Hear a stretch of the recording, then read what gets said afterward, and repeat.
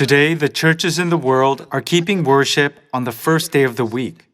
However, we must ask ourselves, is this the day of worship that God has appointed? When we understand this, we can discern if the church is following the truth of God as it is, or if it is following falsehood that is like weeds. It is written in the Bible, the kingdom of heaven is a place where only those who do the will of Father can enter. Then we should distinguish which church follows the will of God, shouldn't we? As a matter of fact, the Bible teaches us that Sunday, when Jesus Christ was resurrected, was the first day of the week. Mark chapter 16, verse 1. When the Sabbath was over, which day was over? When the seventh day was over, Mary Magdalene, Mary the mother of James, and Salome brought spices so that they might go to anoint Jesus' body.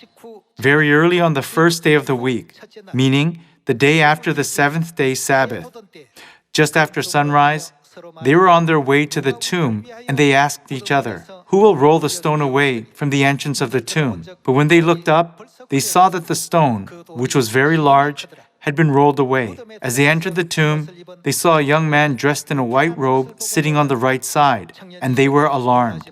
"Don't be alarmed," he said. "You are looking for Jesus the Nazarene, who was crucified. He is risen. He is not here. See the place where they laid him." These verses also depict the scene where Jesus Christ was resurrected as it is. The resurrection of Jesus Christ took place on Sunday, the first day of the week. Regarding this fact, the Gospels of Matthew, Mark, and Luke are recorded like that. Today's so-called Sunday worship is not defined as a Sabbath day in any of the 66 books of the Bible. This is because the Bible clearly states that the Sabbath day is the seventh day, and the day Jesus was resurrected on was the first day. Therefore, the first day can never be the Sabbath day. Since the creation of the world, God made the seventh day holy and appointed it to be a day of blessing.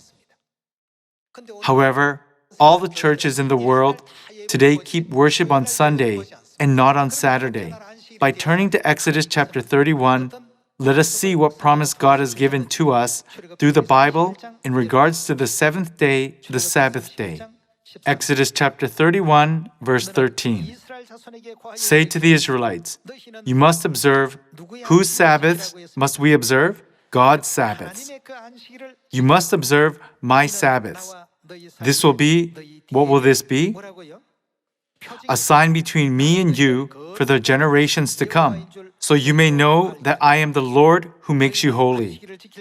Observe the Sabbath, because it is, what is it to us?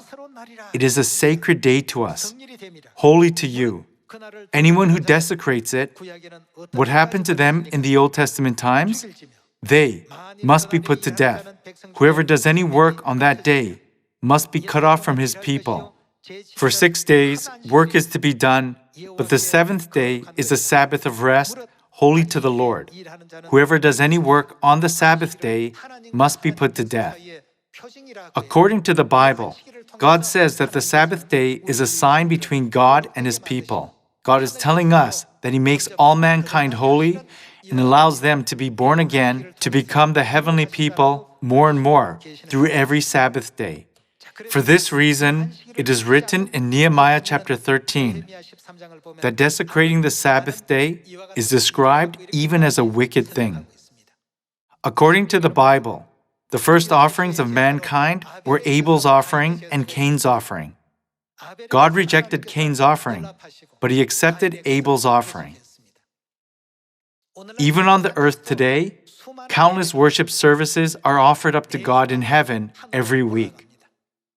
Nevertheless, we must confirm through the Bible which worship is acceptable to God and pleasing to Him.